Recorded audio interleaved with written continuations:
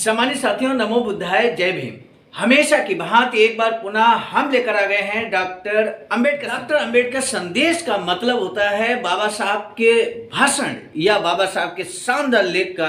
Doctor Ambedkar संदेश नियमित सुबह 5 बजे हम लाते हैं आवाज का ऑफिशियल यूट्यूब चैनल के माध्यम से। मुझे पूरा भरोसा है कि आपने यूट्यूब चैनल आवाज का ऑफिशियल को सब्सक्राइब जरूर कर लिया होगा।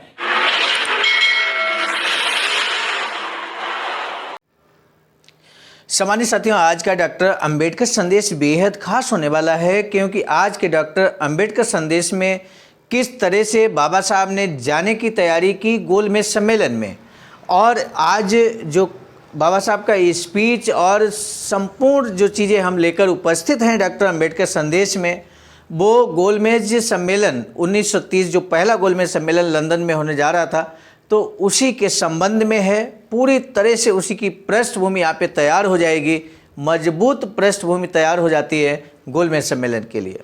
और हम सभी इस बात को जानते हैं कि गोलमेज सम्मेलन से ही हमें सारे अधिकारों से संपन्न बना दिया बाबा साहब डॉक्टर भीमराव अंबेडकर ने, अपने संघर्ष की बदौलत, अपने त्याग और समर्पण की बदौलत।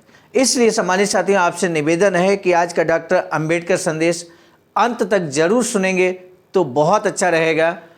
आइए देखते हैं आज के डॉक्टर अंबेडकर संदेश, जो कि प्रसारित किया जा रहा है स्थान Buddha Bodhisattva Ambedkar international centre BBIC, Sarnath, Varanasi, राज्य उत्तर प्रदेश, देश भारत से। विषय यहाँ पर अखंड भारत हमारा ध्येय है, बाबा साहब ऐसा कहते हैं। इसी विषय के अंतर्गत आज हम तीसरा भाग लेकर उपस्थित हैं, बाबा साहब डॉक्टर अंबेडकर संपूर्ण वाङ्मय खंड 38 से, जो कि पेज नंबर 185 से 189 तक है। तो सबसे पहले हम देखते हैं, दिनांक 8 और 9 अगस्त 1930 को परिषद का आयोजन करना तय हुआ। उसके बाद सचिव हरदास एलन ने जो पत्रक जारी किया, प्रकाशित किया, वह इस प्रकार था। उन्होंने लिखा है कि डॉक्टर बाबा साहब अम्बेडकर के रहने का इंतजाम राज्यपाल भवन के पड़ोस में रहने वाले अब्दुल भाई खाकरा के बंगले में की गई थी, लेकिन डॉक्टर अम्बेडकर ने अकेले अलग रहने से इनकार किया। अधिवेशन में आए अन्य नेताओं के साथ ही वे रहे। इन नेताओं के लिए कॉटन मार्केट में शामियाने लगाए गए थे, वहीं उनके रहने का भी इंतजाम किया गया था। तो यहाँ आपने देखा किस तरह से बाबा साहब के लिए एक शानदार व्यवस्था रुकने के लिए, ठहरने के लिए किया जा रहा था।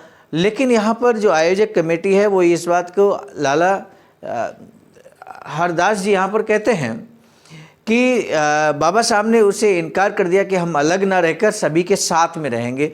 जो सबकी व्यवस्था है उसी व्यवस्था के अनुरूप हम भी वहीं पे ठहरेंगे, ऐसा बाबा साहब ने यहाँ पे तय किया। तो अधिवेशन वेंकटेश थिएटर, बाद में उसका नाम श्याम थिएटर कर दिया गया, में संपन्न हुआ। इस परिषद के साथ सामाजिक, महिला, युवक और शिक्षा के बारे में भी अधिवेशन आयोजित किए गए थे, और ये कार्यक्रम 10 अगस्त को संपन्न हुए। सामाजिक परिषद के अध्यक्ष राजभोज और स्वागताध्यक्ष दशरथ पाटिल थे।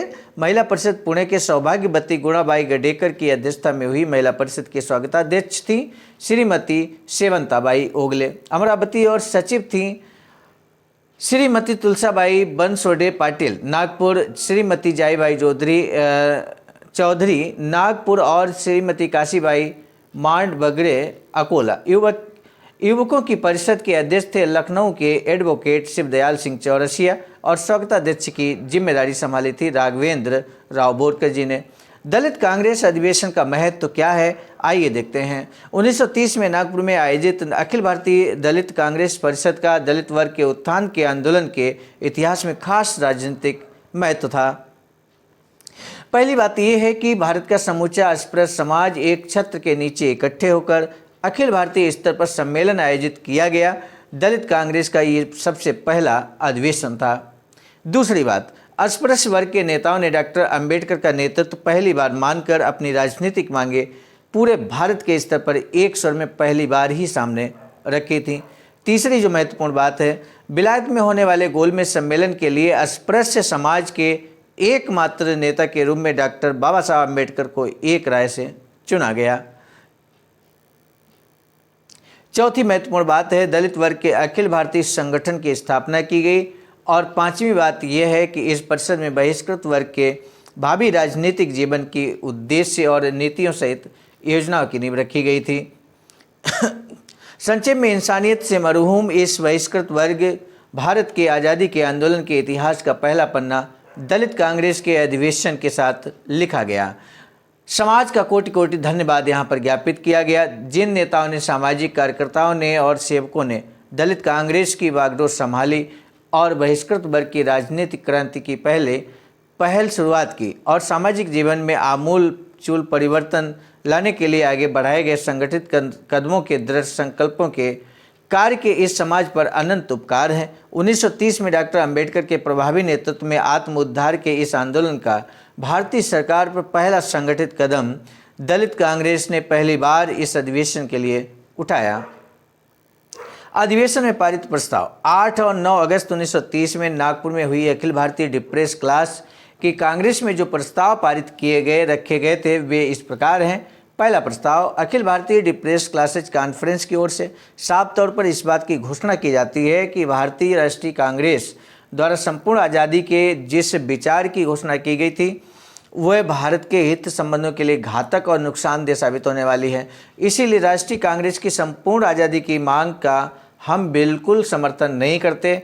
इस कांग्रेस के अनुसार उपनिवेश का स्वराज ही भारत की स्थितियों के अनुकूल सर्वोत्तम उद्देश्य हो सकता है। दूसरा जो प्रस्ताव है वो है उपनिवेशिक स्वराज तुरंत प्राप्त हो। इस उद्देश्य से सत्ता का हस्तांतरण करते हुए जिम्मेदारी से भरे जिन अधिकारों का तुरंत समानांतर करना राज्य के कामकाज के दृष्टिकोण से अव्यवहारिक होता है, उन मामलों को छोड़कर अन्य सभी जिम्मेदारीपूर्ण अधिकारों संबंधी अधिसत्ता प्रदान करने के लिए इस कांग्रेस का विरोध नहीं है। लेकिन ऐसा करते ही अस्पृश्य वर्गों के हित संबंधों की सुरक्षा के लिए भारत के संविधान में जिन बातों को समाविष्ट किया जाना चाहिए वे इस प्रकार हैं। देश के सभी केंद्रीय और प्रांतिक विधिमंडलों में अस्पृश्यों को योग्य प्रतिनिधित्व दिया जाए। सरकारी नौकरियों में सही अनुपात में आरक्षित जगह हो।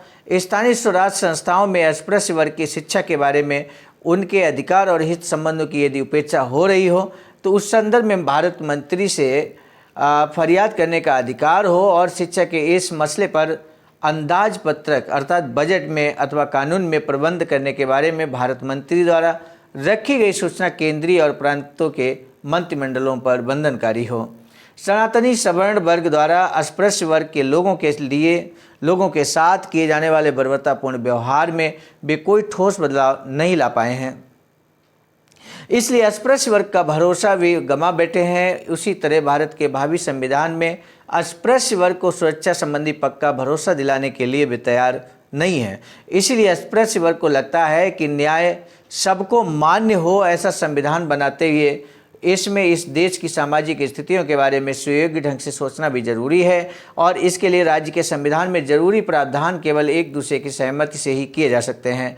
सविनय अवज्ञा आंदोलन असल में दबाव की नीति होने के कारण शांतिपूर्ण सुलह की नीति से वह मेल नहीं खाता, इसलिए ये परिषद सविनय अवज्ञा आंदोलन की नीति को मान्यता नहीं दे सकती। इसलिए वह अस्पृश्यों को इस तरह के आंदोलन में हिस्सा न लेने की सलाह देती है। पांचवा यहाँ प्रस्ताव है, ये परिषद इस बात को मानती है कि वर्तमान की राजनीतिक समस्या का संवैधानिक समाधान खोजने और उसे हल करने का गोलमेज सम्मेलन बेहतर मार्ग है। इसलिए वह अस्पृश्यों को उनके हित में उपदेश भी देती है कि वे उसमें शामिल हों और परिषद सरकार को ये सुझाना चाहती है कि गोलमेज सम्मेलन पूरी तरह सफल बनाने के लिए सरकार ने सभी पक्षों को उसमें हिस्सा लेने के लिए उन्हें योग्य प्रतिनिधित्व देकर आमंत्रित करना चाहिए।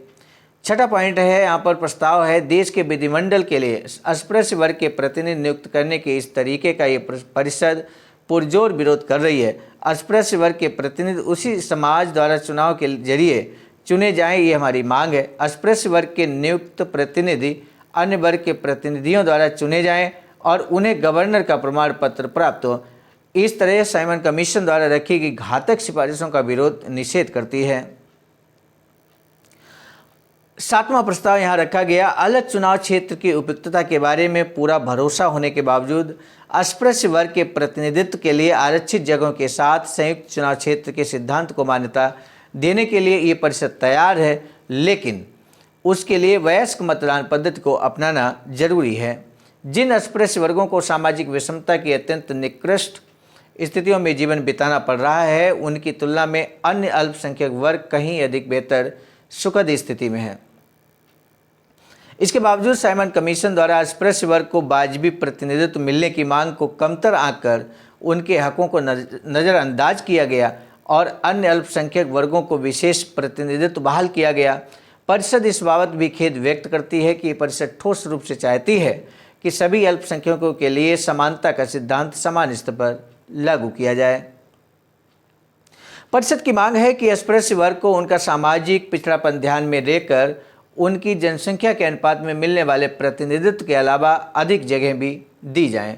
असेंबली और स्टेट काउंसिल में अस्पृश्य वर्ग के प्रतिनिधि उसी वर्ग के लोगों द्वारा चुने जाएं। इसके लिए इस अधिवेशन द्वारा परिषद अप्रत्यक्ष चुनावों की मांग करती है, लेकिन उसमें अस्पृश्य वर्ग का यथायोग्य प्रतिनिधित्व का हक मान लिया जाए, ये मांग रखती है। साइमन कमीशन द्वारा काउंसिल ऑफ स्टेट में अस्पृश्य वर्ग के प्रतिनिधित्व की कोई व्यवस्था नहीं की गई है। इस बारे में ये परिषद खेद जताती है और मांग करती है कि काउंसिल ऑफ स्टेट में अस्पृश्य वर्ग का सुयोग्य प्रतिनिधित्व की बात मान ली जाए। 11वां प्रस्ताव, असेंबली की पुनर्रचना करते समय साइमन कमीशन ने जो खाका तैयार किया है उसकी उपयुक्तता ध्यान में रखते हुए इस प्रस्ताव की ये राय है कि वह खाका असेंबली से अधिक स्टेट काउंसिल के लिए अधिक उपयुक्त है। इस बात को ध्यान में रखते हुए और काउंसिल ऑफ स्टेट जनतंत्र के अधिक अनुकूल बनाने के लिए उसमें जरूरी संविधानात्मक बदलाव की जरूरत को ध्यान में रखते हुए इस परिषद की ये राय है कि असेंबली के लिए साइमन कमीशन ने जो खाका तैयार किया वह स्टेट काउंसिल के लिए लागू किया जाए और असेंबली का गठन प्रत्यक्ष चुनाव द्वारा किया जाए। साइमन कमीशन ने भारत की सेना के बारे में जो योजना सुझाई है वह इस परिषद को मंजूर नहीं है। इस परिषद की राय में सेना भले आरक्षित विभाग हो, उसे भारत की सरकार की जिम्मेदारीपूर्ण अधिकार से हटाया नहीं जाना चाहिए। इस परिषद को यकीन हो चला है कि भारत के अस्पृश्य वर्ग का एक केंद्रीय अखिल भारतीय संगठन होना जरूरी है। इस बात को ध्यान में रखते हुए परिषद कमेटी नियुक्त करती है और कमेटी अखिल भारतीय संगठन का संविधान बनाकर परिषद के अगले अधिवेशन के सामने रखे और ये कमेटी परिषद की वर्किंग कमेटी के रूप में आगामी वर्ष के लिए काम करेगी और अस्पृश्य वर्ग से जुड़े सभी सवालों के बारे में और देश की हालिया राजनीतिक स्थितियों में पैदा होने वाली समस्याओं के बारे में सोचेगी।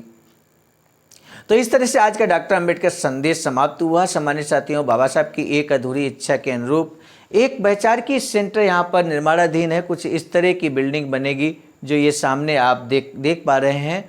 इसी तरह का भवन, इसी तरह का वैचारिकी सेंटर निर्माणाधीन है सारनाथ वाराणसी में।